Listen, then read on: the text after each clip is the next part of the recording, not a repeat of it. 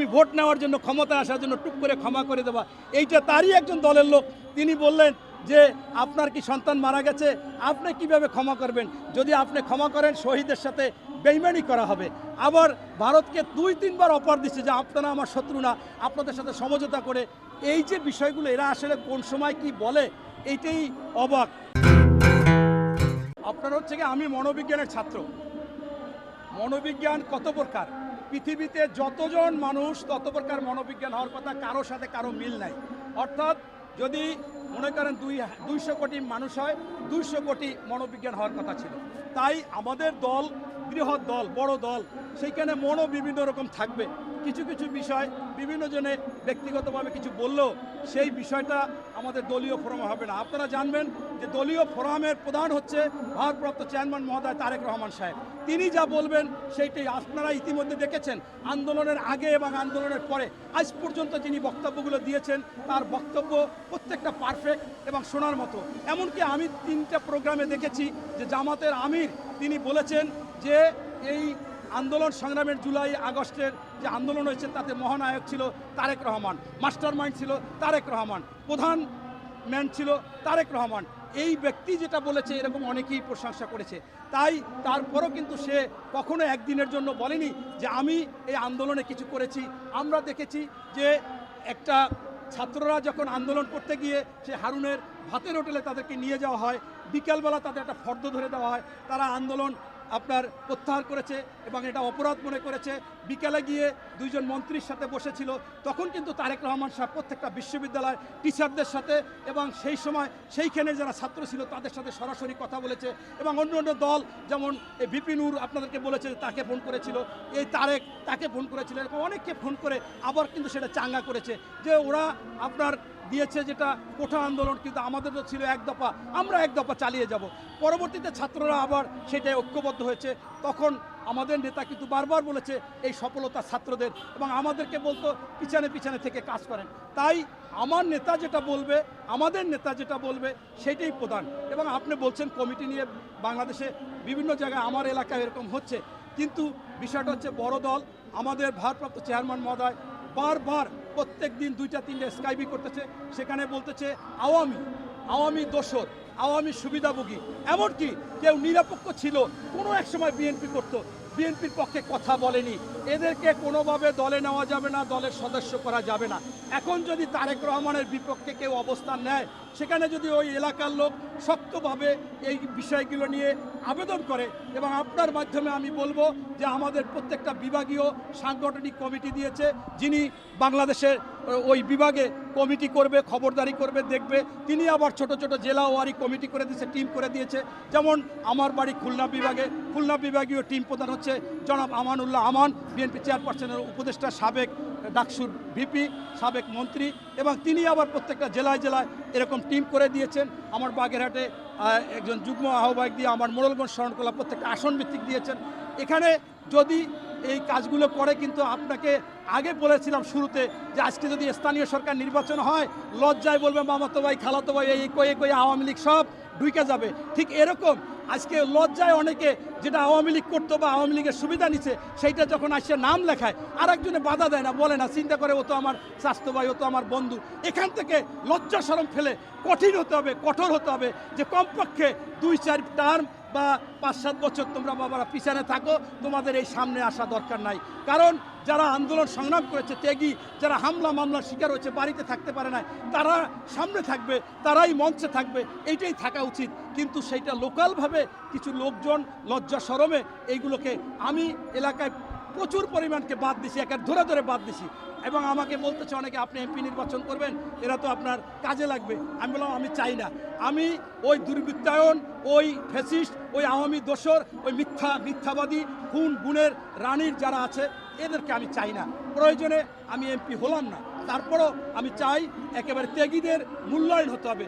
এবং তোমরা যদি একসময় বিএনপি করো, আওয়ামী লীগ থেকে সুবিধা নাও, তাহলে তোমরা বাবা পিছনের সারিতে থাকো। লজ্জা লাগে না? একটু লজ্জা শরম নয়? আমি একটা বড় প্রায় 50-60 জনের মধ্যে আমি এরকম কমিটি দেখতেছি যে কারা কারা, আমি বলছি এই 5 জন বাদ। তখন এই বলার পরে সেইখানে আমি কি বলেছি জানেন? সে 2-1টা কথা বললে আমি লজ্জা শরম নাই? লজ্জা লাগে না? আগে আওয়ামী লীগের লেজুর ভিত্তিক ছিলেন, পা চাটছেন, আবার এখন এসে বিএনপির পা চাটতে চাচ্ছেন, বাইরেন।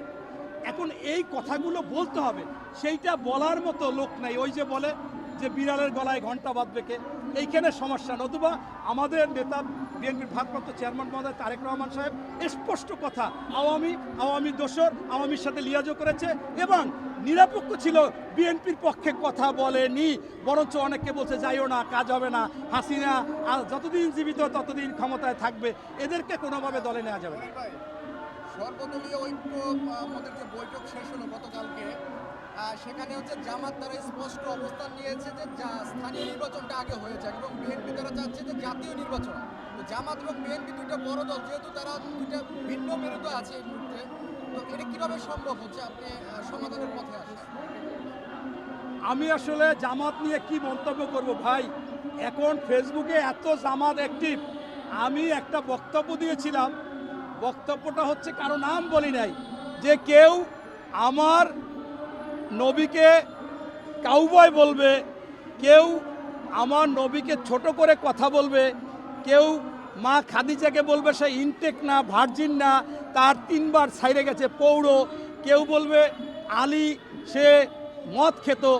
এই ধরনের কথা যারা বলবে তাদেরকে নিয়ে আমাদের চিন্তা করা উচিত। আমি এই বক্তব্যটা কে যেন সার্চে দেয়, 13,000 আমার বিরুদ্ধে ফেসবুকে এই করছে। আমি তো কারো নাম বলি নাই ভাই, সেইখানে যদি 13,000 পরে ঘাটাই গেলে দেখি যে ওই দলের লোক, তাই আমারই তো নিজের কাছে আমি অবাক হই যে একজন লোক যদি বলে যে আমি আর অমুক দেশপ্রেমিক একমাত্র বাংলাদেশে।